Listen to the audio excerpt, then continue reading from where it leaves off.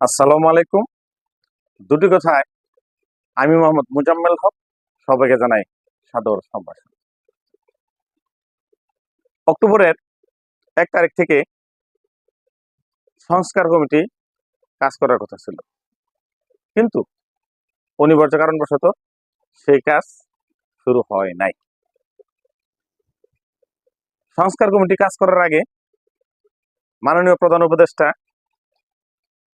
বিশিষ্ট অর্থনীতিবিদ, নোবেল বিজয়ী ডক্টর মোহাম্মদ ইউনূস সাহেব রাজনীতিবিদদের সাথে আরেক দফা আলোচনা করবেন। এই সিদ্ধান্তটা হঠাৎই পরিবর্তন হয়। যদিও এই কমিটি অক্টোবর 1 তারিখের আগেই তাদের অন্যান্য সদস্যদের নিয়োগ প্রক্রিয়া চূড়ান্ত করার কথা ছিল, কিন্তু শেষ পর্যন্ত সেটা আর হয়নি। না হওয়ার প্রেক্ষাপটে হয়তো পর্দার আড়ালে অনেক ঘটনা ঘটে থাকতে পারে।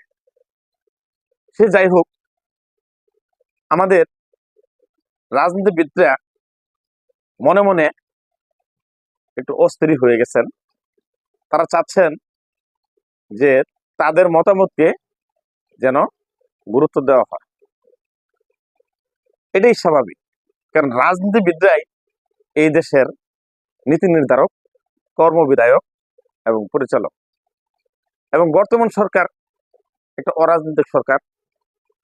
তাদের অনেক কার্যক্রমই রাজনীতিবিদদের মতো নয়, কারণ রাজনীতিবিদদের সাথে জনগণের একটা সুসম্পর্ক থাকে এবং জনগণ খুব সহজে তাদের কাছে মনের কথা বলতে পারে।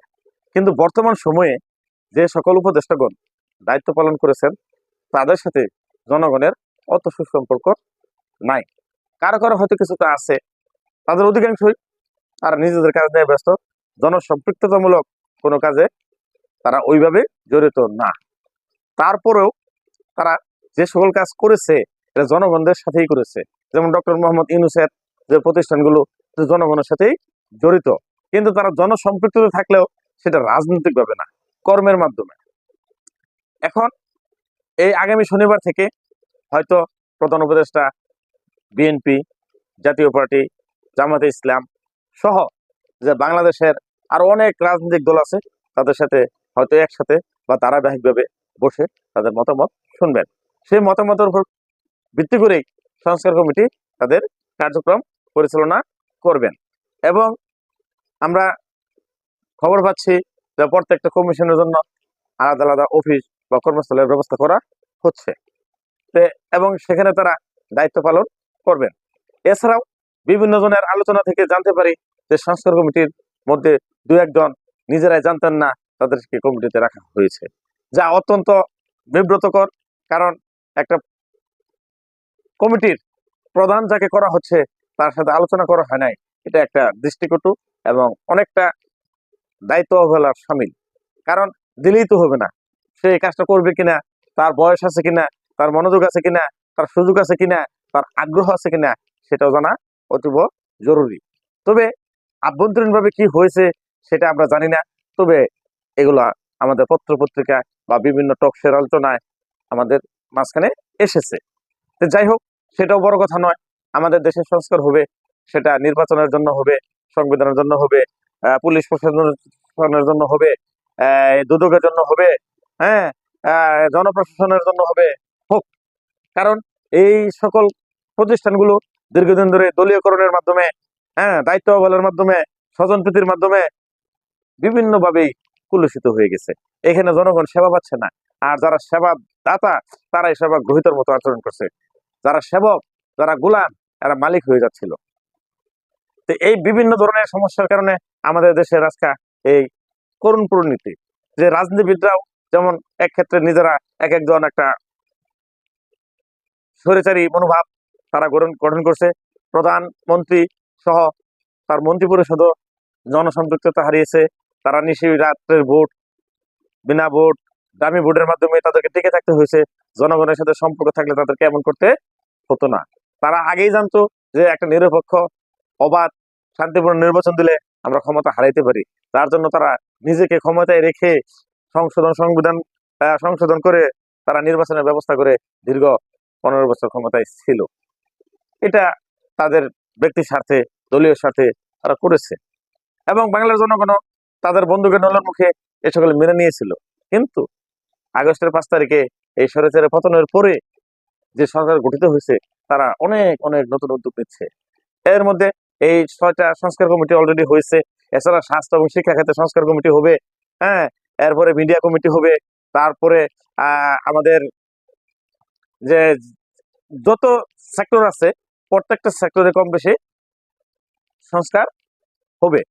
বিচার বিভাগ, হ্যাঁ, বিচার বিভাগ সংস্কার হবে, এবং যারা অপরাধী তারা যেন ন্যায় বিচার পায়, যারা বাদী, যারা ভুক্তভোগী, তারাও যেন ন্যায় বিচার পায়, সেই ব্যবস্থা করতে হবে। এইভাবে ধাপে ধাপে এই দেশটাকে রাহুমুক্ত করতে হবে। এর জন্য একটু সময় দরকার, কিন্তু এই সময়টার ক্ষেত্রে যত তাড়াহুড়া, আমরা জানি কোনো কাজ তাড়াহুড়া করলে সে কাজটা ভুল হয়, এবং পরবর্তীতে নতুন ভাবে আবার কাজটা করে। তাড়াহুড়া মানেই একটা সমস্যার সৃষ্টি করা।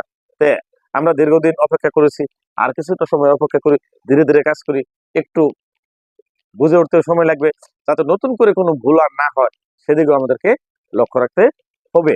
আমাদের সামনের সময়টা একটু জটিল, কারণ প্রশাসন ঠিকভাবে কাজ করছে না, হ্যাঁ, আইন শৃঙ্খলা বাহিনী কাজ করছে না, হ্যাঁ, সচিবরা, ডিসিরা তারা নিজেদের স্বার্থ নিয়ে ব্যস্ত, তারা দেশের সাথে কাজ করতে চাচ্ছে না, এবং তারা বুঝে উঠতে পারতেছে না এই নতুন সরকারের সাথে তাদেরকে কিভাবে কাজ করতে হবে, তাদের মেন্টালিটি কি, আমাদের বর্তমান সরকারের মেন্টালিটি কি, বিভিন্ন কিছুই আছে। তবে এভাবে থাকবে, চলবে। এখন রাজনীতিবিদদের সাথে মত প্রকাশ করবে, মত বিনিময় করবে, তারা তাদের প্রস্তাব দেবে, সেই প্রস্তাবের আলোকে এই সংস্কার কমিটি কাজ করবে, এবং একটা সংস্কার পর্ব কিছু সিদ্ধান্ত চূড়ান্ত করার পরে এগুলো বাস্তবায়ন করতে হবে। খালি সিদ্ধান্ত কাগজে কলমে হলেই হবে না, এটি মাঠ পর্যায়ে প্র্যাকটিক্যালি প্রয়োগ করে দেখতে হবে এটা কতটা ফলপ্রসূ, কতটা দেশের জন্য উপকারী, বা আমাদের জনগণের জন্য উপকারী। এইভাবে আমরা সামনে এগিয়ে যাব, আমাদের দেশটা, হ্যাঁ, সমস্যা মুক্ত হবে, এবং অর্থনীতিতে এগিয়ে যাবে, বিশ্বের সাথে তাল মিলিয়ে এগিয়ে যাবে, উন্নত রাষ্ট্রে পরিণত হবে, বিভিন্ন কিছুই আমাদের পূর্ণ হবে। আমাদের যারা সার্ভিস হোল্ডার তাদের জীবন মান উন্নয়ন হবে, ব্যবসা বাণিজ্য দারুণ উন্মুক্ত হবে, বিভিন্ন কিছু হবে। এর জন্য আমাদেরকে ধৈর্য ধরে এদেরকে সহযোগিতা করতে হবে, তাড়াহুড়া করা যাবে না, আর সহযোগিতার হাত আমাদেরকে বাড়িয়ে দিতে হবে। এক্ষেত্রে মন খুলে কথা বলতে হবে।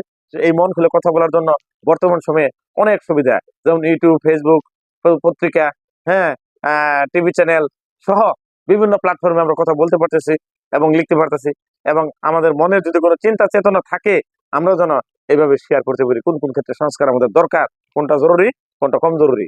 এইভাবে আমরা আশা করব বর্তমান সরকার তার নিয়োগকৃত কমিটি, নিয়োগকৃত লোক দ্বারা একটা সংস্কার পর্ব সুন্দর সুষ্ঠুভাবে পরিচালনা করবে, এবং রাজনীতিবিদরাও মনের থেকে এই সংস্কার কমিটি এবং সংস্কার কার্যক্রমকে মেনে নেবে এবং প্রয়োজনীয় সহযোগিতা করবে। সকলেই মিলে কোনো একটা কাজ করলে কাজটা সুন্দর হয়। এক্ষেত্রে আমরা যেন মত প্রকাশে কোনো ধরনের কার্পণ্য না করি, এবং কারোর সাথে কারো কোনো ধরনের দ্বন্দ্ব বা জিদ রাগ রেখে যেন আমরা কাজ না করি, আমরা যেন মুক্ত মনে মুক্ত চিন্তা প্রকাশ করতে পারি। এই আশাবাদ ব্যক্ত রেখে দুটি কথা এখানে শেষ করছি। আসসালাম।